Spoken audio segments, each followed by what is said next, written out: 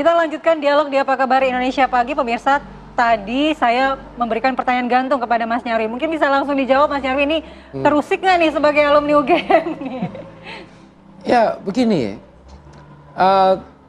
saya kira juga ada lah pasti ya. Nggak mungkin nggak ada, itu nggak mungkin.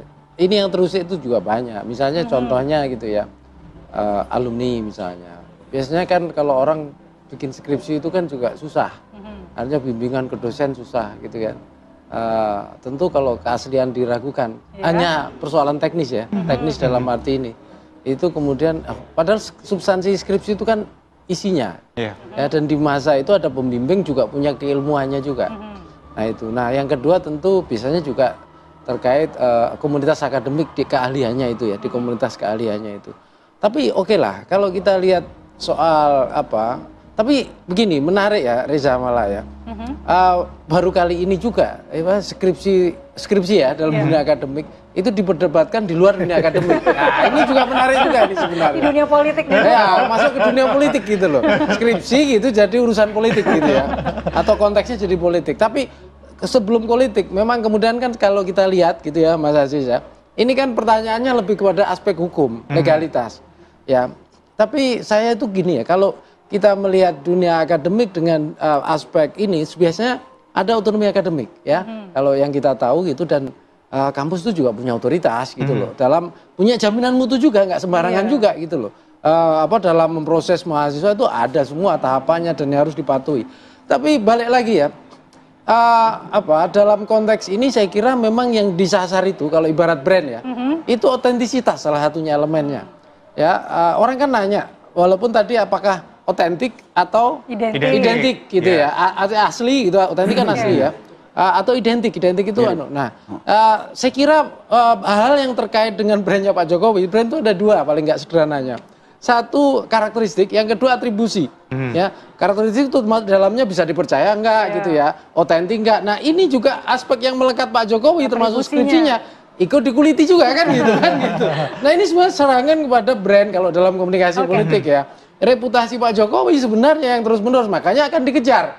Ya habis ini ganti ini ya. Mungkin bisa jadi tadi makanya ceritanya balik lagi. Nanti kayaknya bisa jadi akta kelahiran, KTP gitu kan gitu. Nah ini elemen-elemen brand juga di dalam diri yang melekat pada Pak Jokowi. Tapi oke, ini saya kira juga sisi positifnya pembelajaran publik juga gitu loh. Paling enggak baru kali ini ya kualitas skripsi itu kemudian menjadi perdebatan publik ya, dan mungkin skripsi yang lain juga menarik juga saya kira untuk dibahas gitu ya. Bang Aziz gimana mau menanggapi soal ini? Iya, saya tadi kembali menekankan ya bahwa memang sumber muaranya adalah karena memang dari institusi yang memang harusnya dipercaya publik untuk kemudian membuat suatu penegakan hukum yang berkeadilan ini diduga miss di sini sehingga membuat ini bergulir terus. Belum lagi tadi saya sampaikan soal pengumuman dari Bareskrim yang menurut saya terlalu prematur dan juga tidak disertai dengan gelar perkara terbuka yang memang diharapkan. Saya kritisi tadi juga dari Mas Aswan juga bahwa memang tidak ada tuh gelar perkara itu diundang pihak-pihaknya, enggak, bukan seperti itu. Jadi memang kita dari TPUAS, pengetahuan saya itu teman-teman tidak pernah diundang informasi kepada Pak Egy dan teman-teman tidak pernah diundang untuk gelar perkara terbuka tadi. Bang Aziz, yang ingin saya tanyakan adalah ini kan rencana melaporkan juga terkait skripsi. Ada ahli digital forensik Joshua Sinambela yang mengkritik logika Rismon Sianipar. Jadi katanya kalau skripsinya Pak Jokowi ini palsu, maka skripsi teman-teman seangkatannya juga palsu. Bagaimana pandangan Anda dengan argumentasi teknis seperti ini? Ya, jadi gini, kalau misalnya memang dikatakan tadi soal skripsinya, jadi yang pertama dipermasalahan sepengetahuan saya itu adalah ada perbedaan fontnya kan. Kemudian selain perbedaan font di situ juga ada lembar pengesahannya. Betul. Itu dipertanyakan. Nah, artinya keabsahannya individu. Jadi nggak bisa itu digeneralisir bahwa ini semua seperti itu. Iya, seperti itu. Ya? Jadi itu menurut saya generasi yang keliru gitu kan terkait hal tersebut. Lalu begitu semua skripsi nggak sah dong kalau misalnya tidak memenuhi ketentuan seperti itu, nggak seperti itu juga gitu kan. Artinya memang harus dalam hal ini kan tiap individu berbeda tadi kan. Skripsinya apa semuanya sama seperti itu kan enggak, judulnya berbeda, ininya apa, temanya berbeda, kemudian juga pengesahannya berbeda. Yang dipermasalahkan ini pengetahuan saya itu pengesahannya, kemudian isinya, dan diduga ini ada hal yang perlu klarifikasi lah seperti itu. Dan ini menurut saya akan bergulir lagi ketika memang tidak ada penegasan secara empiris ya, verifikasi secara empiris yang memang dibutuhkan gitu.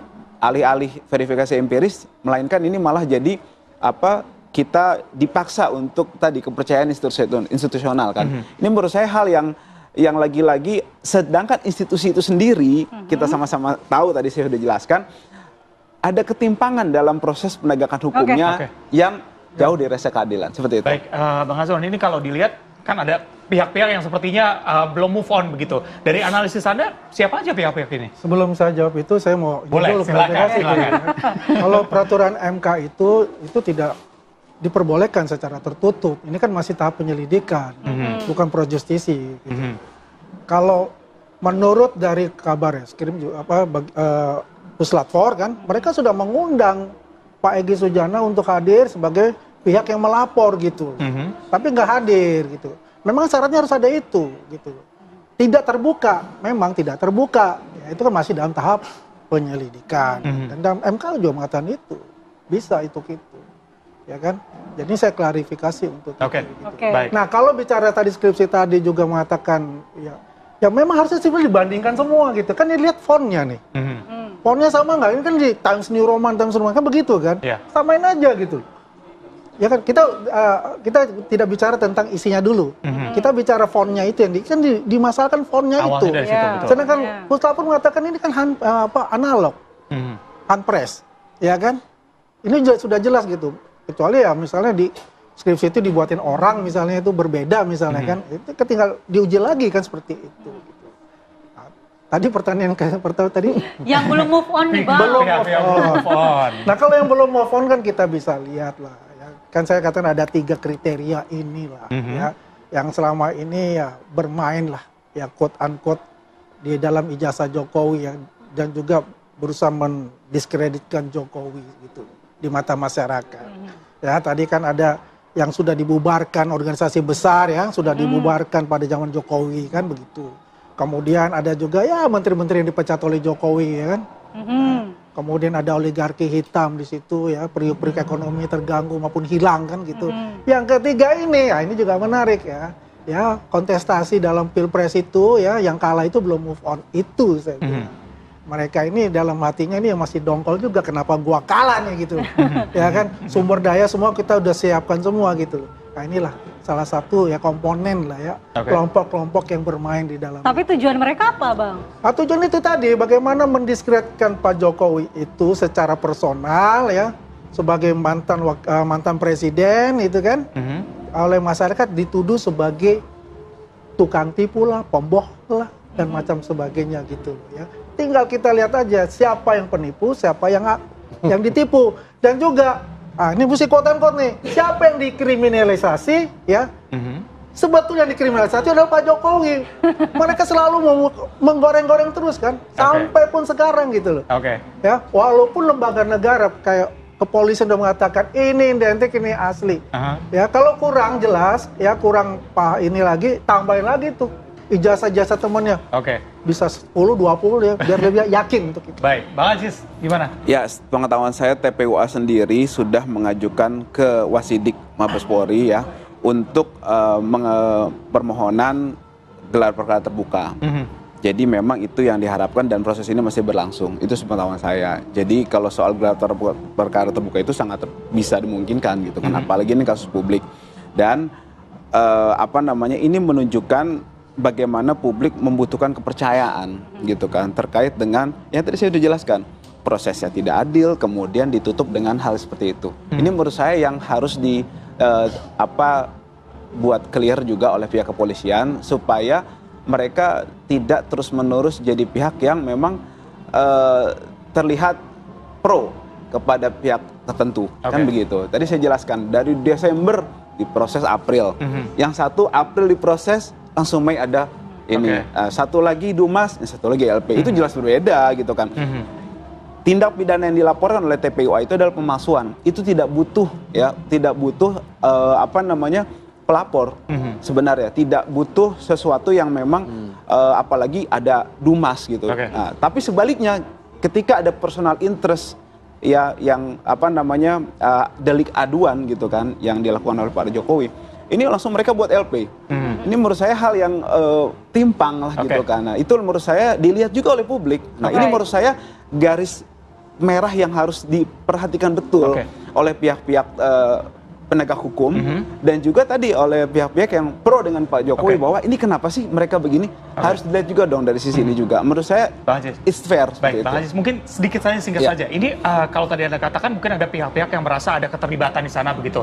Tapi untuk memisahkan diri Pak Jokowi sebagai mantan presiden dan juga dengan pihak kepolisian sendiri seperti apa untuk membuktikan bahwa tidak ada keterkaitan satu sama lain begitu? Ya buktikan dengan fair tadi saya katakan. Bukan dengan cara-cara tadi, sudah orang prosesnya lama, yang satu cepat. Kemudian yang satu prosesnya langsung ditutup dengan yang tadi kan dengan secara tertutup gelar perkaranya, yang satu lagi masih dilanjutkan. Ini berarti harus dibuktikan secara fair. Harus verifikasi. Sedikit saja Mas Nyarwi sebagai closing statement. Saya nyambung dikit ya dari Bung Aziz. Dari pendapat Bung Aziz kan saya lihat gini ya, ada asumsi bahwa mantan Presiden Jokowi ini masih berkuasa, ya seakan-akan masih berkuasa dan punya pengaruh. Tapi memang biasanya di Indonesia itu orang yang pernah menjabat itu juga dihormati. Tetapi pertanyaannya apakah masih bisa mendapatkan privilege gitu ya? Nah ini juga menarik untuk diklarifikasi.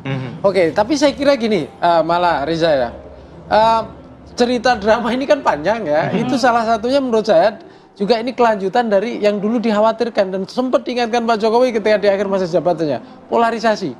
Nah, di kasus ijazah Pak Jokowi ini soal yang pertanyakan keaslian dan maupun yang juga meyakini itu asli, itu ada polarisasi juga. Nah, ini yang saya kira menjadikan kita tidak tahu endingnya kapan sampai hari ini loh ya. Iya, betul. Ya, kan gitu itu kira-kira. Baik, terima kasih Mas Nyarwi, Bang Aziz, Bang Aswan atas kehadirannya di studio. Mudah-mudahan ya tidak seperti kata Mas Nyarwi, tidak ada endingnya. Betul, kita sih berharap akan segera ending. Iya, kita akan lihat titik terangnya nanti di mana ya. Begitu, terima kasih. Berikutnya pemirsa, usai jeda kita akan hadirkan mengenai ada informasi ribuan jamaah haji Indonesia yang tumpah ruah memadati lokasi lempar jumroh atau Jumarat di Mina, Arab Saudi. Selengkapnya usai jeda, tetap bersama kami.